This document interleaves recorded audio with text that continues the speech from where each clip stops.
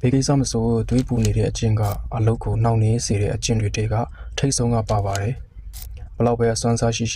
ကြိုးစားခြင်းစိတ်ရှိအဲ့ဒီတွေးပူတတ်တဲ့အကျင့်ကြီးရှိနေရင်ခရီးမတွင်ပါဘူးငါလုံနိုင်ပါမလားအစင်မပြေရင်ဘယ်လိုလုပ်မလဲလူများတွေပါပြောကြမလဲအောင်မြင်နိုင်ရလားမသိဘူးရှုံးနိုင်သွားရင်ဘယ်လိုနေမလဲစတဲ့အတွေးတွေကတခုခုစားလုပ်ခြင်းတဲ့စိတ်ကိုအာနေသွားစေတယ်တွေးပူနေတတ်တဲ့သူတွေကမလုပ်ရသေးခင်ကတည်းကစင်ချေတွေရှာထားတတ်ပါတယ်ဆုံးရှုံးမှုတွေအတွက်အကြောင်းပြချက်တွေကျူးပြင်ဆင်ထားတတ်ပါတယ်အရရကိုအစိုးဘက်ကနေတွေးတတ်ပါတယ်တကယ်တမ်းကတော့လှုပ်ကြီးမှသာဖြစ်နိုင်မဖြစ်နိုင်တည်နိုင်မှာပါစံကြီးမှသာအစင်ပြေမပြေတည်နိုင်မှာပါကျူးစားကြီးမှသာအောင်မြင်မအောင်မြင်တည်နိုင်မှာပေါ့ဒါပေမဲ့ဘာမှမလုပ်ရသေးခင်ကတည်းကအစိုးတွေကိုပဲတွေးနေရင်တော့ဘာမှဖြစ်မြောက်လာမှာမဟုတ်ပါဘူးကောင်းတဲ့ဘက်ကကြည့်မယ်ဆိုရင်တော့တွေးဖို့တတဲ့သူတွေဟာစိတ်ဆက်သေးချသူတွေအသေးစိတ်ချတဲ့သူတွေဖြစ်နေတတ်ပါတယ်အရရကိုတည်တည်ချာချာလေ့လာပြီးမှစနစ်တကျလုပ်ချင်တဲ့သူတွေပါဒါပေမဲ့အဲ့ဒီစနစ်တကျဖြစ်ချင်တဲ့စိတ်ကလွန်ကဲလာတဲ့အခါမှာတော့အလုံးနောက်နေဖို့ရာအကြောင်းတရားတစ်ခုအဖြစ်ပြောင်းလဲသွားတတ်ပါတယ်တွေးပူတတ်တဲ့အချင်းရဲ့ကောင်းကျိုးတွေလည်းရှိပါတယ်အသေးစိတ်ကိုတတိထားမိတယ်အရရကိုဂရုတစိုက်လုပ်တတ်တယ်အရေးကြီးတဲ့အချက်တွေကိုမမေ့တတ်ဘူး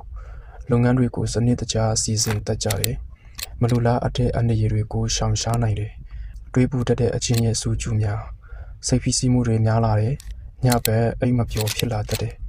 ဆုံးဖြတ်ချက်မချနိုင်အောင်ဖြစ်တတ်တယ်ကိုယ့်ရဲ့အရေးချင်းကိုတွေးဝေလာတယ်အခွင့်အလမ်းကောင်းတွေကိုလက်လွတ်ဆုံးရှုံးတတ်တယ်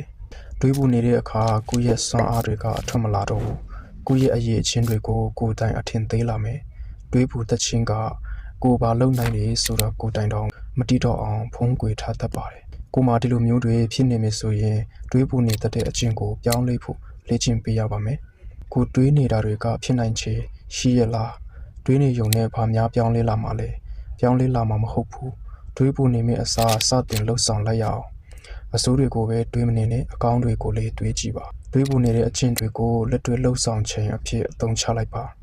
တခါတလေကိုတွေးသလိုမဟုတ်တာတွေတွေးရတတ်ပါတယ်ကိုထင်တာထက်အများကြီးလွေကိုနေတတ်ပါတယ်လှုပ်ကြီးမှတာကဒီလောက်တောင်မခက်ဘူးဆိုတာသိရတတ်ပါတယ်ဒါကြောင့်တွေးပူနေမယ့်အစားလက်တွေ့စမ်းကြည့်ပါ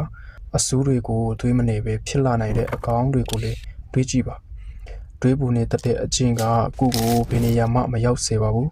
စိတ်ဓာတ်ကျစေပြီးရှေ့ဆက်လို့မရအောင်ဟန်တာထားတာဖြစ်လို့တွေးပူတာတွေကိုဖေရှားပြီးလက်တွေ့ကျတဲ့လှုပ်ဆောင်မှုတွေကိုအစားထိုးစေချင်ပါတယ်